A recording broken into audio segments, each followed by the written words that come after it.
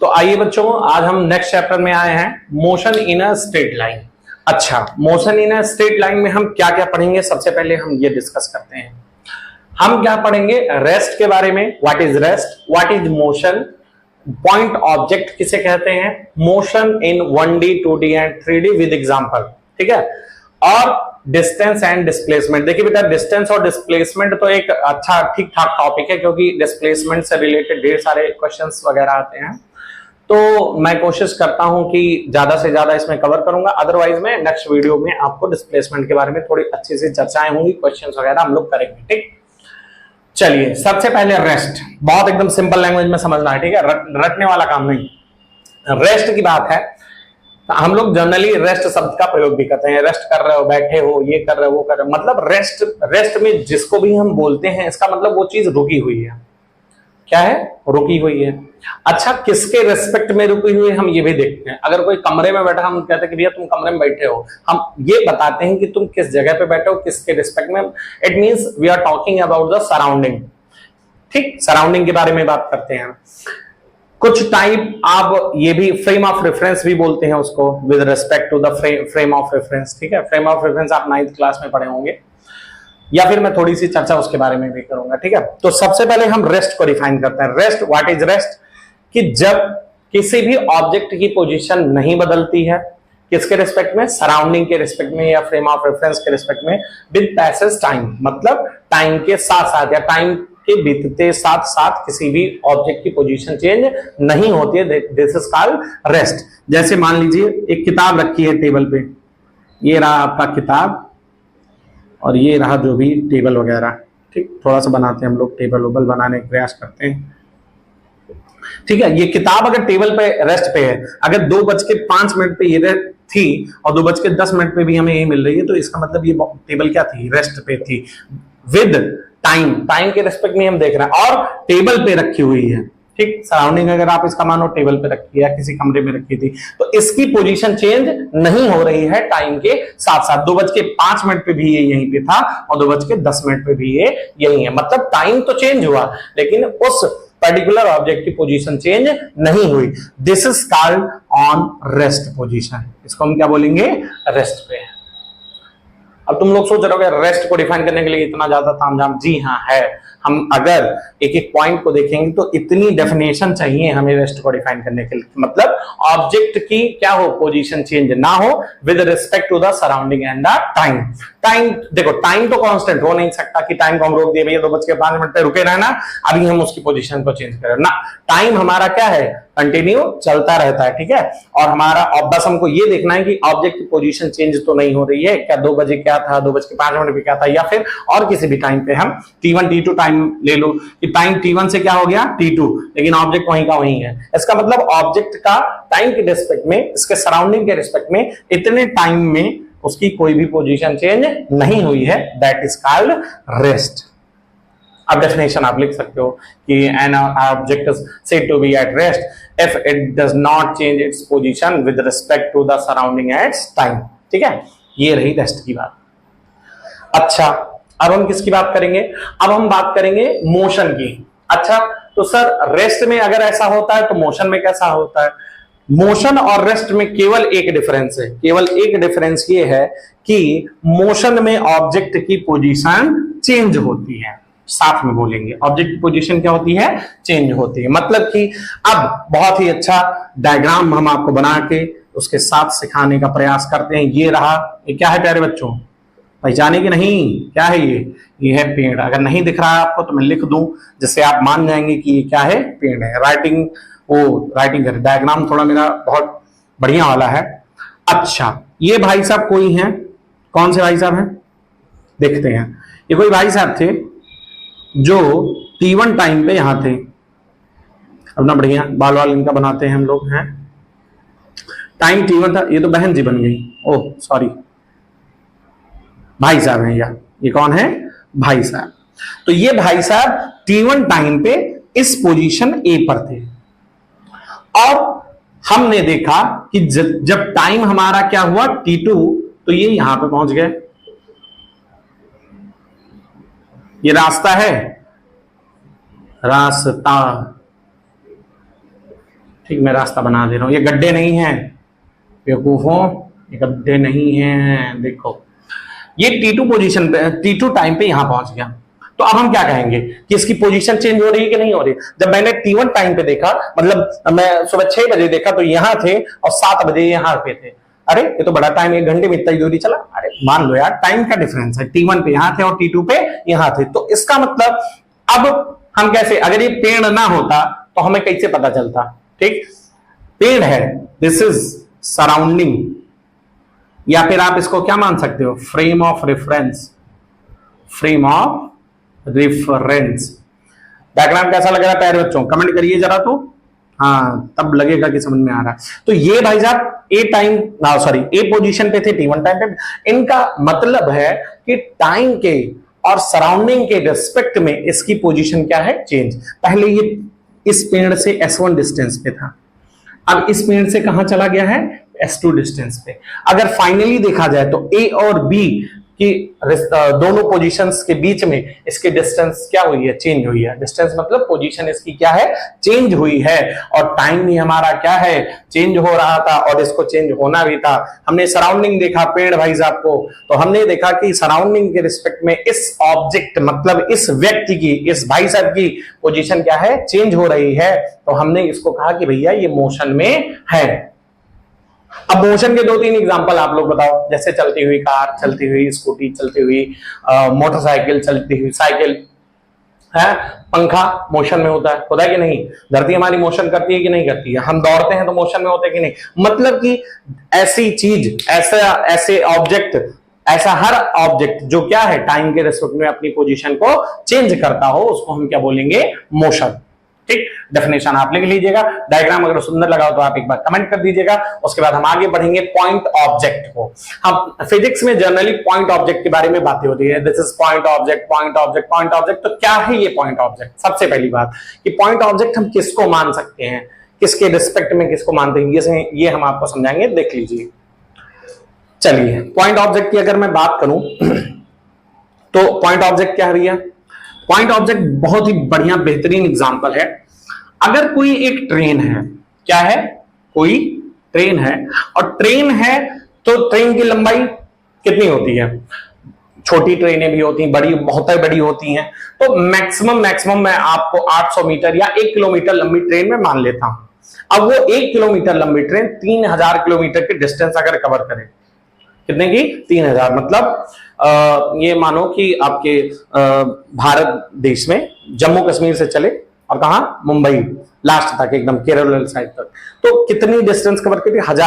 हजारों kilometre distance. मतलब ये मान के चलिए आप, कोई भी ट्रेन है, मान लो 2.5 से 3 किलोमीटर, 2.5 से 3000 किलोमीटर डिस्टेंस कवर करते हैं। तो डिस्टेंस कितना है? बहुत बड़ा, 3000 किलोमीटर, 5000 किलोमीटर, 10,000 किलोमीटर। ठीक, और ट्रेन की लंबाई क्या है? 1 किलोमीटर, या फिर नियरली इक्वल टू 1 किलोमीटर, मान लो 800 मीटर लंबी ट्रेन है। तो अब उस ट्रेन के द्वारा जो डिस्टेंस कवर की गई, वो ट्रेन ने जितनी डिस्टेंस कवर की है उसके रिस्पेक्ट में जो ट्रेन की लंबाई है, ट्रेन की लंबाई जो है किसके रिस्पेक्ट में? ट्रेन द्वारा चली गई डिस्टेंस के रिस्पेक्ट में क्या कहलाएगी? Point object. मतलब इसका मतलब है एक बहुत बड़ी चीज है, कोई बहुत बड़ी वस्तु है, कोई बहुत बड़ा ऑब्जेक्ट है, उसके रिस्पेक्ट में छोटा object, that is called point object. उसको हम क्या बोलेंगे? Point object. इस बात का ध्यान रखिएगा कि पॉइंट ऑब्जेक्ट किसे कहते हैं। जैसे आप मान लो पृथ्वी, अपनी जो अर्थ है, धरती माता है, इनके रिस्पेक्ट में कोई भी चीज, धरती की कोई भी चीज तुम ले लोगे, वो पॉइंट ऑब्जेक्ट ही कहलाएगा। ठीक है, वो चाहे हम हो, चाहे कोई बहुत सी बड़ी चीज, बहुत जो तुमको बहुत बड़ा आकार का लग रहा हो वो हो, तो ठीक है, वो तो बहुत ही ज्यादा पॉइंट साइज हो जाएगा। लेकिन हम ऐसा मान सकते हैं कि किसी बहुत बड़ी चीज के सामने, किसी बहुत बड़ी वस्तु के, किसी बहुत बड़े ऑब्जेक्ट के सामने एक छोटा ऑब्जेक्ट रख दिया जाए, this is called point object. ठीक है, सबसे इंटरेस्टिंग है motion in 1D, 2D and 3D। तो हमने क्या कवर किया? रेस्ट हो गया, मोशन हो गया और पॉइंट ऑब्जेक्ट हो गया। मोशन इन 1D, 2D और 3D। बोर तो नहीं हो रहा? बोर नहीं होना है, ठीक है, चलने का नाम ही जिंदगी है बेटा, बोर नहीं होना है, ठीक है। Motion in 1D, 2D and 3D। Simple, सबसे सरल डेफिनेशन हम आपको बताते हैं। देखो, हम 3 कोऑर्डिनेट्स के बारे में जानते हैं, ये रहे भाई साहब x, ये y और ये z। थोड़ा सा भैया xy में फिर से बना दे रहा हूं आपका, कहोगे सर क्या ही बना दिए हैं, ठीक है। एक्स वाई और जेड तीनों एक दूसरे के परपेंडिकुलर होते हैं, हमको पता है। नहीं पता है तो जान लो, ठीक। अब हम आपको बता ही दे रहे हैं ना, एकदम एकदम जीरो लेवल से उठा रहे हैं आपको, एक्स वाई और जेड। तो अगर 1D 2D सिंपल लैंग्वेज में ऐसा मोशन जिसको डिफाइन करने के लिए हमें इन तीनों में से केवल एक कोऑर्डिनेट की जरूरत हो, एक एक्सेस की जरूरत हो, दिस इज कॉल्ड 1D। दो एक्सेस की जरूरत है तो 2D, मतलब एक्स और वाई, ठीक। और अगर तीनों एक्सेस की जरूरत है तो वो क्या कहलाएगा, 3D मोशन, ठीक है। एक्सेस मतलब 3 कोऑर्डिनेट्स की जरूरत है तो हम इसको क्या बोलेंगे, 3D मोशन बोलेंगे। तो एग्जांपल सबसे पहले मैं बहुत शॉर्ट में आपको बता रहा हूं, 1D मोशन का एग्जांपल आप लोग कमेंट कर सकते हैं। 1D जो भी स्ट्रेट लाइन में चलेगा, इसमें चलेगा straight line motion is 1D motion. जैसे स्ट्रेट लाइन में चलता हुआ कार, स्ट्रेट लाइन में चलता हुआ मैन, स्ट्रेट लाइन में साइकिल से चलता हुआ बच्चा, ठीक है, ठीक। ये सभी क्या है, स्ट्रेट लाइन मोशन, ठीक। ये हुआ कार, ये मान लो मैन, बस लिख लो, ठीक है। तो सीधी रेखा में, स्ट्रेट लाइन में जो कोई भी चलेगा, देख लीजिए इसको, सीधी लाइन में जो कोई भी चलेगा वो क्या कहलाएगा, motion in straight line, and this is also defined as the motion in 1D। इसको हम क्या बोलेंगे, मोशन इन 1D, ठीक है। अच्छा, कुछ थोड़ा एक और एग्जांपल देख लीजिए, motion of freely falling body, motion of freely falling body. Freely falling आप लोग समझते हो, किसी पत्थर को क्या कर दिया जाए, ड्रॉप कर दिया जाए तो फ्री फॉल, ठीक। फ्रीली फॉलिंग बॉडी, ये आप नोट करिए। अब इसके बाद हम चर्चा करते हैं, चलो 2D यही लिखते हैं, ये रहा 1D हमारा, और ये भाई साहब कौन है, 2D, यही लिखते हैं 2D मोशन। तो हमने क्या बताया भैया, ऐसा मोशन जिसको डिफाइन करने के लिए हमें किसकी, दो कोऑर्डिनेट्स मतलब दो एक्सेस की जरूरत होती है, उसको हम क्या बोलते हैं, 2D मोशन। 2D मोशन का एग्जांपल मैं नहीं बताऊंगा, आप बताओगे। 2D मोशन जब दो एक्सेस की जरूरत हो गई तो प्लेन, अब आपका जो मोशन हो रहा है वो कैसा हो रहा है, प्लेन में हो रहा है, एक्स और वाई में। मतलब कि अगर कोई सीधी रेखा में जा रहा था तो एक्स की जरूरत है, तो इसका मतलब अब वो क्या होगा, जिगजैग मोशन कर रहा होगा। तो उसको हमें डिफाइन करने के लिए कितने एक्सेस की जरूरत होगी, दो, दैट इज कॉल्ड, दो एक्सेस बोलिए आप, दो कोऑर्डिनेट्स बोलिए, वो आपकी मर्जी, वो क्या कहलाएगा, 2D मोशन। या अब इसका एग्जाम्पल इसका प्यारे बच्चों, एग्जाम्पल क्या लिख लें हम लोग, एग्जाम्पल हम लिख लें कि एक शराबी है, शराब पीने के बाद चाल बदल जाती है ना, हाँ एकदम। तो जो शराबी होता है वो कभी स्ट्रेट लाइन मोशन नहीं करता, कैसा करता है, ऐसा झूमेगा, है कि नहीं, एकदम झूमेगा, इधर जाएगा उधर जाएगा। तो उसके अगर मुझे मोशन को डिफाइन करना हो तो वो कैसा मोशन होगा, 2D मोशन होगा। आपके एनसीईआरटी में एक क्वेश्चन भी है, एक शराबी 3 कदम आगे और 2 कदम पीछे चलता है, और बताओ कितनी दूरी, फिर आगे गड्ढा है, वो गड्ढे में गिरेगा या नहीं गिरेगा, ये क्वेश्चन है, हम लोग करेंगे भी आगे चल के, ठीक। तो जिगजैग पाथ पे अब वही कार जो थी आप कहां चला दो, ऑन जिगजैग पाथ, टेढ़े मेढ़े रास्ते पे, उसी कार को हम किस पे चला दें, टेढ़े मेढ़े रास्ते पे। जो मोशन ऑफ प्लैनेट होता है बेटा, जो प्लैनेट्स का मोशन होता है उसको भी 2D में ही लिया गया है, 2D मोशन में ही उसका एग्जांपल लिया गया है। तो आप लिख सकते हो motion of planets, motion of planets, ठीक है। तो आपका ये 1D हुआ, 2D हुआ। अब इसके बाद आपका आएगा 3D, कौन सा बेटा, 3D। आप इसको देखिए, फटाक से देखिए भाई, ज्यादा समय नहीं है, ना ही ज्यादा समय हम लेंगे। चलो ये हो गया 2D आपका, motion of planet around the sun, आप लिख सकते हो, ठीक। मैं 3D के लिए आपको आगे बताने जा रहा हूं, ठीक है। चल भाई आज बोर तो नहीं हो रहे हो ना, कमेंट करते रहो, वीडियो देखो, कमेंट करो, और आपको किस चीज में दिक्कत, कौन सा टॉपिक, कौन सा चैप्टर दिक्कत है, तो इसको भी आप बताओगे तो हम उसकी वीडियो डालेंगे, ठीक।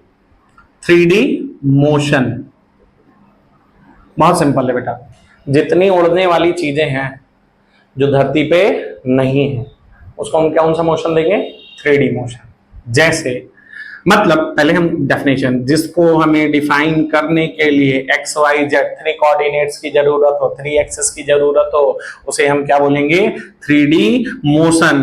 पहला, उड़ती हुई चिड़िया। उड़ती हुई चिड़िया। सर क्या पढ़ाने लगे? सीबीएसई बोर्ड के स्टूडेंट, आप हिंदी बोल रहे हैं, क्या है? चिड़िया नहीं जानते क्या? हैं? ज्यादा अंग्रेजी ना झाड़ो, देखो चुपचाप। ठीक है, मजाक कर रहा था। उड़ती हुई चिड़िया, ठीक है। और काइट। काइट आप सभी लोग जानते हो ना, के फॉर काइट। काइट पतंग, उड़ती हुई पतंग। और एरोप्लेन सर, एरोप्लेन सर जो हवा में उड़ता है, ये भी क्या है? इन सब की पोजीशन को डिफाइन करने के लिए हमें 3 एक्सेस की जरूरत पड़ेगी, या फिर आप कहिए 3 कोऑर्डिनेट्स की जरूरत पड़ेगी। That is known as 3D motion. आज समझ गए होंगे 1D 2D और 3D क्या, जिसको डिफाइन करने के लिए एक एक्सेस की जरूरत हो, या फिर किसकी जरूरत हो? एक कोऑर्डिनेट्स की। 3 ऑफ 1 मतलब तीनों में से एक, 3 ऑफ 2 दो, तीनों में से दो, और 3 ऑफ 3 मतलब तीनों की जरूरत हो। तो उड़ती हुई चिड़िया, उड़ती हुई पतंग, एरोप्लेन, ये सब पतंग नहीं रे, उड़ती हुई पतंग लिखना। नहीं तो तुम लोग को सब पतंग कैसे होगी? उड़ती हुई पतंग जो हो वो कैसी होती है? उड़ती। एरोप्लेन तो उड़ता ही है, देख रहे हो ना? ये होगा आपका 3D मोशन। अब हम आते हैं डिस्टेंस एंड डिस्प्लेसमेंट। बेटा मैंने पहले भी बताया था डिस्टेंस और डिस्प्लेसमेंट अगर मैं पढ़ाऊं तो मुझे लगता है कि मुझे केवल एक वीडियो चाहिए डिस्टेंस और डिस्प्लेसमेंट के लिए, क्योंकि ढेर सारे क्वेश्चंस मैं कराता हूं। लेकिन फिर भी अगर हम यहां लिखे हैं आपके टॉपिक को तो हम कवर करने का प्रयास करेंगे, ठीक है? चलिए इसको देखिए, उसके बाद हम डिस्टेंस और डिस्प्लेसमेंट पे आते हैं प्यारे बच्चों। चल आइए भाई, बोर ना होइए भैया। कक्षा 11 की वीडियो बना रहा हूं, इसका मतलब आपके बारे में कुछ सोच रहा होगा, है? पढ़ना तो नहीं चाहते बेटा, 12th में पहुंच के फिर रोगे, कहोगे सर क्या ही करें, मजा नहीं आया सर।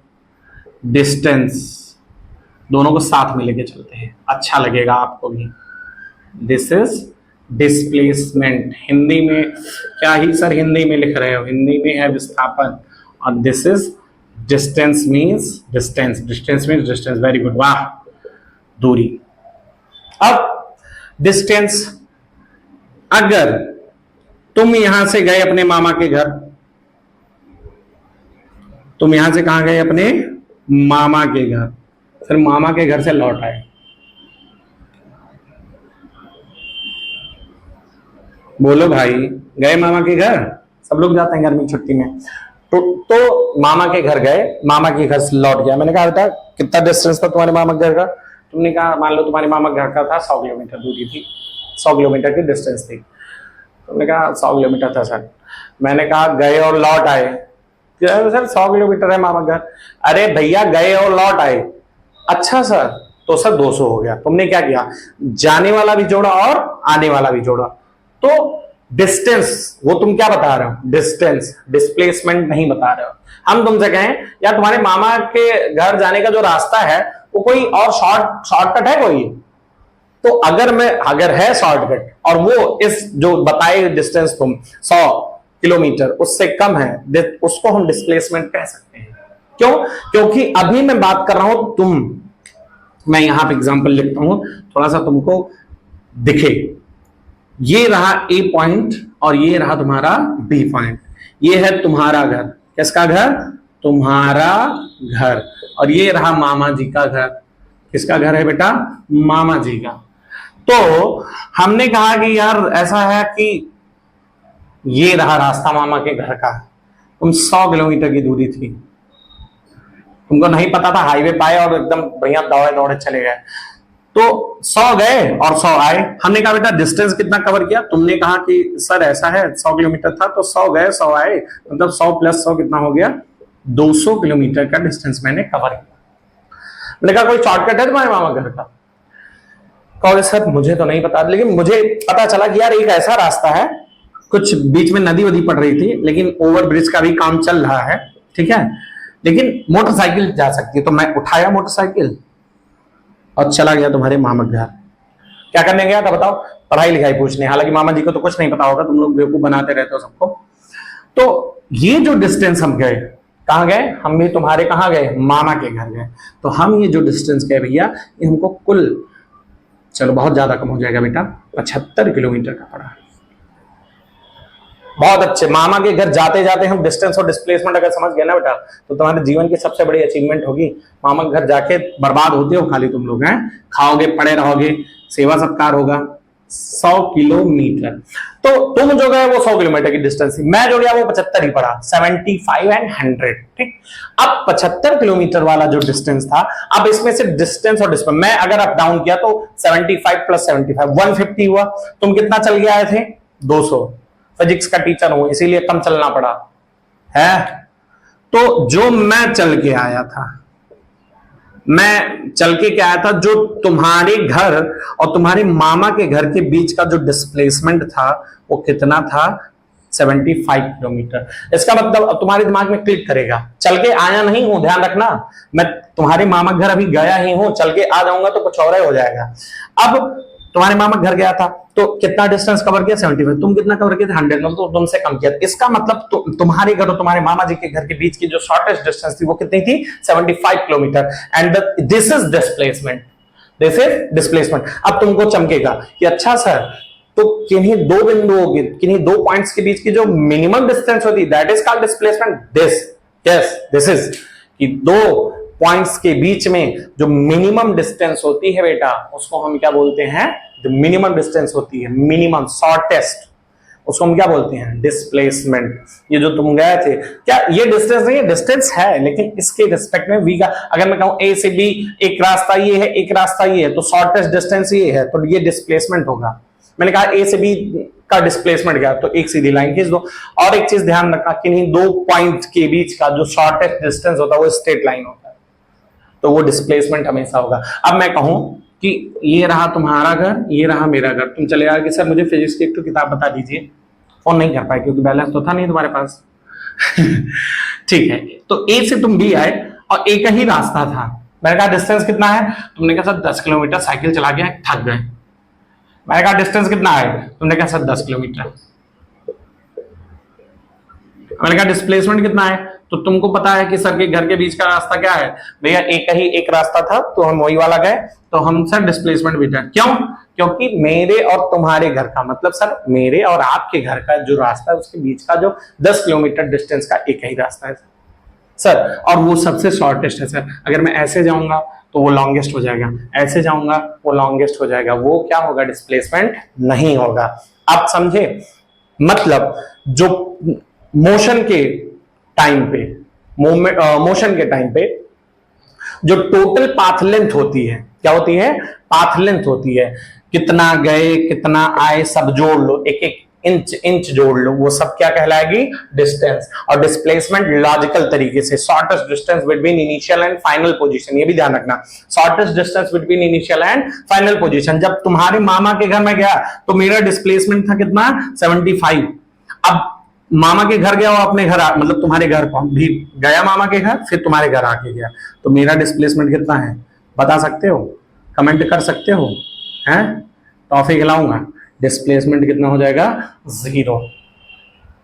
क्यों सर, ये क्या तो आप 150 नहीं होगा, दैट इज डिस्टेंस, 0 क्यों होगा। अब देखना, सोचो, इनिशियल पॉइंट क्या था, तुम्हारा घर, इनिशियल पॉइंट, इनिशियल पोजीशन क्या था, तुम्हारा घर था। अब मैं गया तुम्हारे मामा घर और आया कहां पे, तो इनिशियल भी तुम्हारा घर और फाइनल भी तुम्हारा घर। भाई जब दो पॉइंट सेम हो गया, ये भी पॉइंट यही है, दूसरा पॉइंट भी लाके यहीं रख दिए, ए भी यही है, बी भी नहीं है, तो दोनों के बीच का कोई डिस्टेंस ही नहीं है, जहां चले थे वहीं आ गए। तो इनिशियल और फाइनल पोजीशन के बीच में डिस्टेंस कितनी है, 0। शॉर्टेस्ट डिस्टेंस क्या है, 0 है, तो इसीलिए डिस्प्लेसमेंट क्या हो जाएगा, 0 हो जाएगा। ठीक है, तो ये था total path length cover during motion, this is called, क्या कहलाएगा, डिस्टेंस। अब डिस्प्लेसमेंट भी देख लो भाई, इसमें जो आपको देखना है समझ लो, क्या है, जब तुम गए थे तो डिस्टेंस था, अगर तुम्हारा भी, मैं कहता डिस्प्लेसमेंट हो सकता था, तुम कहते यस सर 75 किलोमीटर का रास्ता है, लेकिन मुझे यहाँ पे एक तो ढाबा बहुत फेमस वाला था, वहां चाय पीना था, तो इसलिए हम ये वाला गए, है कि नहीं, चाय लवर्स आ जाओ। तो अभी क्या था, ये था डिस्प्लेसमेंट, तो सर डिस्प्लेसमेंट ए से बी के बीच में कितना था, 75। सर ए से गए और ए पे ही आ गए, तो जीरो। अब एक और बता रहे हैं, सुनो भैया, तुम अगर जहां से मोशन करना स्टार्ट किए हो, पूरी दुनिया घूम के अगर वहीं पहुंच जाओगे तो इनिशियल और फाइनल पोजीशन तुम्हारी क्या होगी, सेम हो जाएगी, जिससे आपका डिस्प्लेसमेंट क्या हो जाएगा, जीरो हो जाएगा। जहां से चलो पूरी दुनिया घूम के आ जाओ, वहीं अगर पहुंचे, आपने कहा जहां से गए थे वहीं पहुंचे, बताओ डिस्प्लेसमेंट कितना, तो जीरो। डिस्प्लेसमेंट क्या था, it is shortest distance between initial and final position of an object during motion, या ड्यूरिंग मोशन, आफ्टर मोशन, जो भी आप करना चाहो इसको। अब थोड़ी थोड़ी बातें करते हैं, जब टेबल बना ही दिया तो सारी बातें कर लेते हैं। डिस्टेंस आपकी कैसी क्वांटिटी, स्केलर क्वांटिटी है। दिस इज आपकी कैसी क्वांटिटी, वेक्टर। इसको डिफाइन करने के लिए हमें डायरेक्शन की भी जरूरत होती है। स्केलर वेक्टर हम आपको अगली वीडियो में बताएंगे, डिटेल में विद एग्जांपल बताएंगे। तो ये रहा स्केलर, और ये क्या हो गया, वेक्टर। डिस्प्लेसमेंट के पास डायरेक्शन भी होती है। इसको सर किसमें, मीटर या फिर किलोमीटर में मापते हैं। इसको भी आप क्या, मीटर, किलोमीटर या सेंटीमीटर, जो भी है आप माप सकते हो, कोई इसमें रिस्ट्रिक्शन की बात नहीं है। सर फार्मूला, फार्मूला यही है, जो डेफिनेशन है वही इसका क्या है, फार्मूला है। तो हमने आपको बता दिया। कुछ सर्किल वगैरह की भी बात हम करेंगे, लेकिन अब हम नेक्स्ट वीडियो में हम आपका डिस्टेंस और डिस्प्लेसमेंट से ही उठाएंगे विद क्वेश्चन।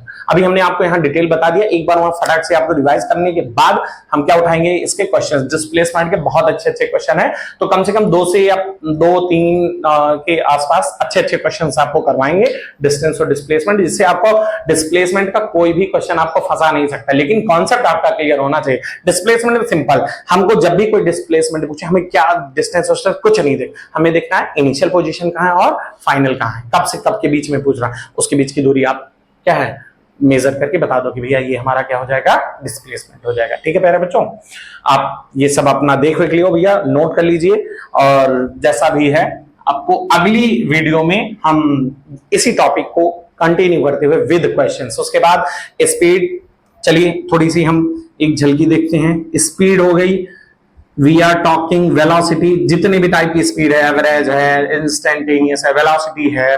उसके बाद आपका क्या पाएगा, एक्सीलरेशन है, इसमें भी आपका। फिर उसके बाद नेक्स्ट वीडियो में हम लोग मिलेंगे किसके साथ, इक्वेशंस ऑफ मोशन के साथ। ठीक है, ये सब होता रहेगा। फिर हम अगली वीडियो में इस पे ध्यान देंगे। आप लोग कंटिन्यू जुड़ते रहिए, अपने दोस्तों को शेयर करते रहिए। हर एक चैप्टर का 12th क्लास की भी वीडियोस पढ़ने वाली हैं, तो उसके लिए आप लोग निश्चिंत रहिए। 12th एक वीक के अराउंड 12th क्लास की वीडियोस कंटिन्यू आएंगे आपको। ठीक है, 12th वालों की तैयारी भी करवाया जाएगा, प्रीवियस ईयर वगैरह सब कुछ सॉल्व कराया जाएगा, देख लीजिए आपको। ठीक है, आज के लिए इतना ही। थैंक यू प्यारे बच्चों।